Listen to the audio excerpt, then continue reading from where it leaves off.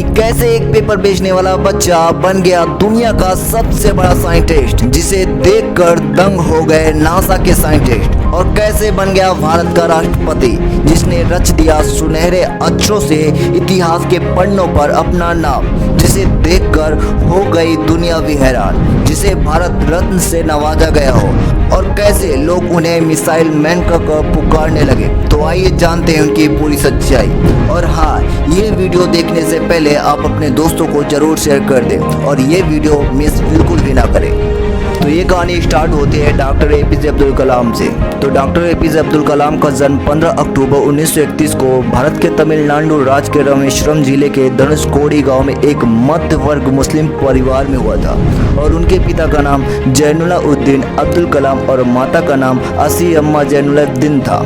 उनके पिता उतने पढ़े लिखे नहीं होते, ना ही उतने ज़्यादा धनवान थे। इनका परिवार काफ़ी बड़ा होता है। इनके 5 भाई होते हैं, जिसमें से ये सबसे छोटे होते हैं, और इनकी एक बहन भी होती है।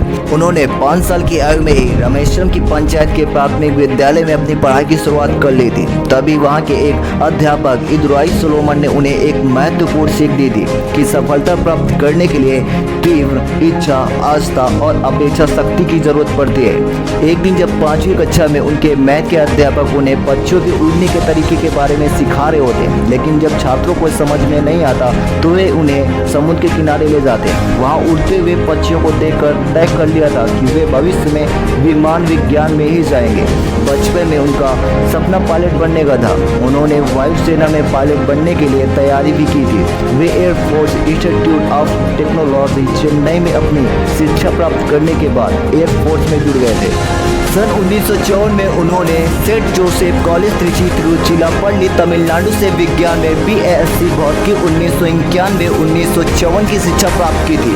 सन 1957 में उन्होंने Madras institute of technology Chennai Tamil Nadu से MIT वैमानिक अभियांत्रिकी में विशेषज्ञता हासिल की थी। सन 1960-1962 में डॉक्टर एपीजे अब्दुल कलाम ने इंडिया स्पेस रिसर्च ISRO में काम करना शुरू किया था। सन 1959 में 1971 में विक्रम साराभाई के नेतृत्व में भारतीय अंतर्राष्ट्रीय अनुसंधान ISRO के रोहिणी और SLV के प्रोजेक्ट में भाग लिए। सन 1979 में रोहिणी प्रौद्योगिकी के पेलाडो के साथ NLV ने पहले प्रक्षेपण किया, लेकिन उपग्रह के साथ इच्छित कक्षा में स्थापित नहीं कर पाए। सन 1980 में भारत में पहले SLV-3 के साथ अंतरिक्ष में सफलतापूर्वक रोहिणी सैटेलाइट को लॉन्च किया था। इस मिशन में डॉक्टर एपीजे अब्दुल कलाम ने अपना महत्वपूर्ण योगदान दिया था, जिसके कारण उन्हें मिसाइल मैन की उपाधि से सम्मानित किया गया था। सन 1982 में उन्होंने भारतीय मिसाइल प्रोजेक्ट के तहत अग्नि और प्रथम विकास किया था। सन 1992 में डॉक्टर एपीजे अब्दुल कलाम ने भारतीय रक्षा और अंतर्राष्ट्रीय अनुसंधान संगठन DRDO के साथ कई मिसाइल प्रोजेक्ट पर काम किया था, जिसे अग्नि, पृथ्वी और आकाश मिसाइल शामिल थे।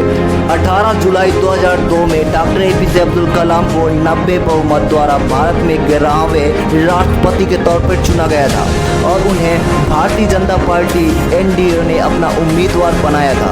और 25 जुलाई 2002 उन्होंने संसद भवन के अशोक कक्ष में राष्ट्रपति के पद के लिए समारोह में प्रधानमंत्री अटल बिहारी वाजपेयी भी शामिल थे।